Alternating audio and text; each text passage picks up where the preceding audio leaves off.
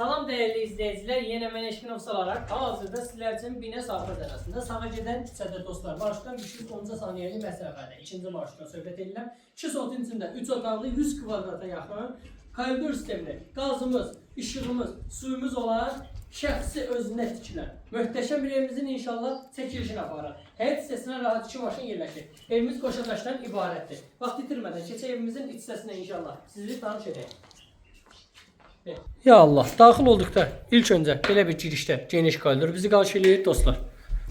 Və belə bir sentr qovşaq hissəsi mövcuddur. Və geniş bir yataq otağı mövcuddur. Ev sahibi tərəfindən çox əşyalar qalacaq, götürülməyəcək.